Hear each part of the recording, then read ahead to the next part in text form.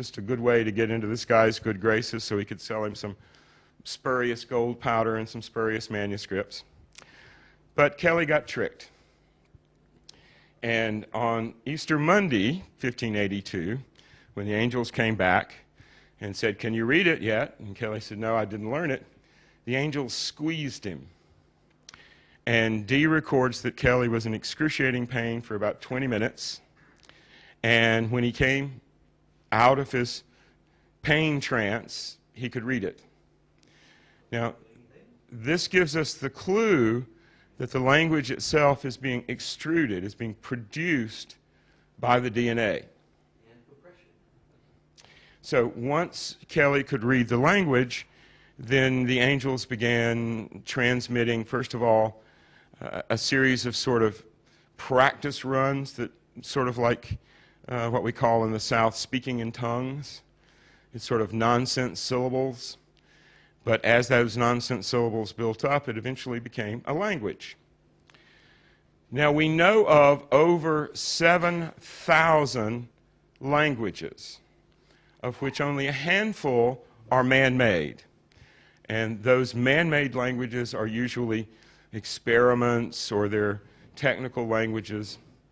But in all the 7,000 languages and all the dozen or so made-up languages, there's not one that is real, that has a grammar and a syntax that can be translated. They're all artificial. ENOCHIAN is a real language. And the curious thing is, the calls or the invocations in this language were given early on, and years passed before the angels got around to translating them. But when the angels did translate them, it turns out that it was a very coherent language. It was a language that you can, in fact, use to create other statements. Once you understand the grammar, you can actually make up your own calls, make up your invocations. It's a real language. So when the angel squeezed Kelly and extruded this awareness of language out of his DNA, it started a process.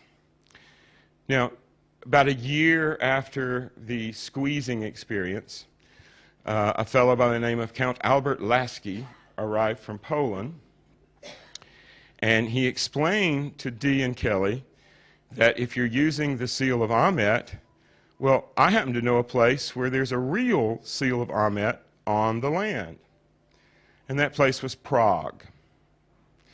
Now, Prague is surrounded by 7 hills, and in the very center of town, there is a pentagram formed of 5 synagogues. So the very city of Prague is an analog of the seal of truth. Now this really got DEE's juices going. In addition to Prague was also the capital of Rudolph II, who was very much the Hermetic philosopher king of the time. And so this seemed to be the answer to a lot of situations, both spiritual and political, in the sense that if you were going to start a new Hermetic world, Prague is probably the place in the late 16th century that you'd want to start it. Basically, DEE and Kelly launched on what we'll call an apocalyptic missionary journey. And their apocalyptic missionary work was to convince as many rulers as possible that Christianity was completely defunct and that it was time for a new Hermetic, based on the work of Hermes, worldview. Since Rudolph was already very susceptible to this idea, this was very much what Rudolph believed, they expected they would get a very powerful reception in Prague. And they did. Now, one of the things that Kelly brought along with him when he showed up at DEE's door was a vial of what he thought was the powder of projection, the philosopher's stone material that would turn base metal into gold, and a very ancient manuscript in a language no one could read because it was in code, that we now know of as the Voynich manuscript. Now, DEE, of course, was fascinated with both, and they decided that this was the best way to get close to the emperor is to offer him these presents, And of course, Rudolph, loving anything that was occult and mysterious and strange, just thought this was wonderful. So that's how the Voynich manuscript ended up with Rudolph II. Now, I should perhaps talk a little bit about Dee's diaries. Dee was Queen Elizabeth's chief intelligencer. He wasn't like Burleigh, the person who ran spies. He was the person who took the information from all the spies and made sense of it. He was sort of the head analyst, if you want to think of it that way. So Dee kept a private diary, quote, quote, private diary, that was meant to be left laying around so that all the spies could read it and get the wrong impression about who was visiting and where they were going and what they were working on. And he kept a private, really private, working diary of all the magic stuff that was hidden for 60 or 70 years after his death, which would indicate that Dee didn't intend anyone to see that diary. So it's often a bit of a balancing act to try to figure out from the public private diary what's true and valid and what was a hoax, and comparing it to the truly private diary in which Dee kept meticulous records of everything they did.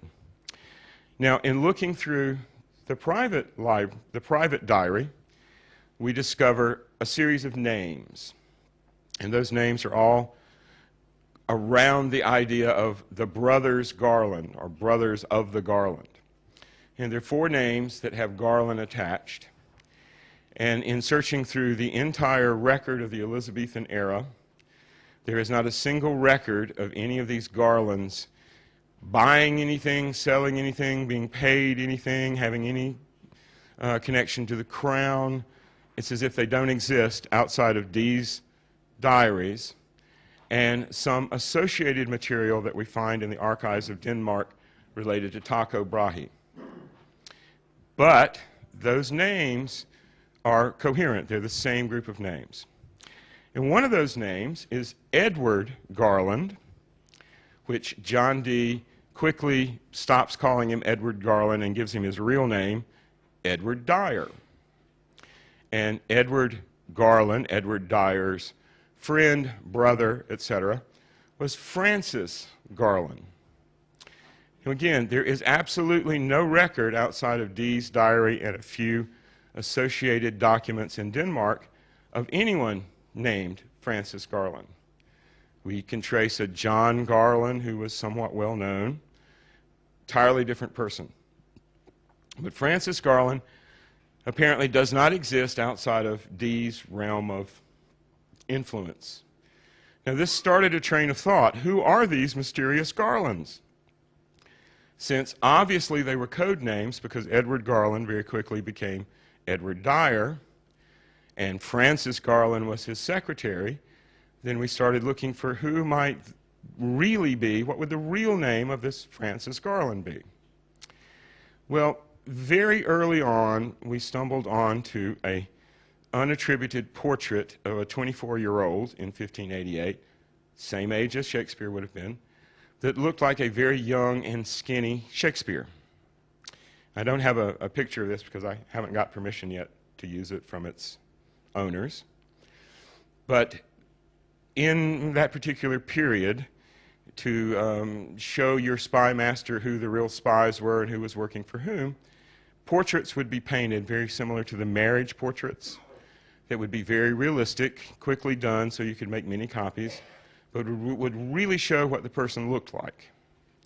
So we speculated that this unattributed but very similar to a young Shakespeare with the right age was Francis Garland.